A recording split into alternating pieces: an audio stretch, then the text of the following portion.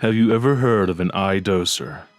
Eye doser is something that you can find on the internet that is used to archive the simulated feeling of a drug through the usage of binaural beats. There are well over 100 doses or dosers, and some can be incredibly hard to find. What if I told you I found the most rare eye doser that's ever existed? I came across this one day in the eye doser store. I was rather bored, so I was just searching for the word rare and exclusive. I eventually came up with the great idea of searching Satan. At first, one result flashed up for a split second, but then disappeared once again. Confused, I tried again, same results. I started my camera, hoping to catch the unnatural result on film. Needless to say, I did. After searching it a couple more times, just to be sure, I stopped the recording and looked over the footage at the original speeds. The result flashed in and out like it did without recording. I began to slow the footage down until a near standstill, where I could barely make out the text. The text read out the following: Satan's Song. I was scared. I stared at my computer screen, shocked. Why was this popping up and leaving the screen so quickly? Were they trying to hide it, but unsuccessfully? I went to Google and punched in Satan's Song. I came up with some boards about supernatural internet phenomena, and apparently, Satan's Song was a banned and rare eye doser. Only a few people have ever listened to it without being afflicted with dementia, paranoia, and ultimately death within a 7-day time span. But those people have gone missing after listening to the dose.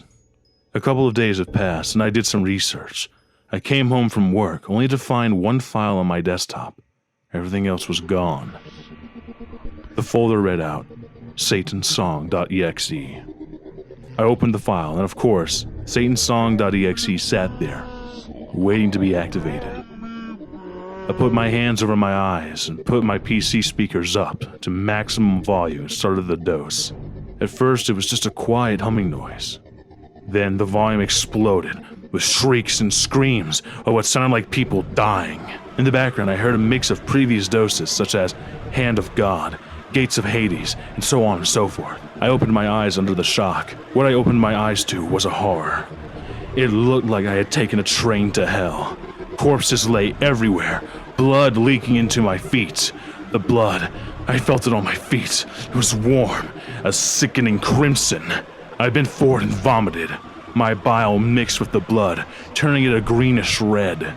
I felt something soft fall off my eyes. The sock I deducted. The visions could have stopped upon the blindfold moving off my face and my eyes opening, but they kept going.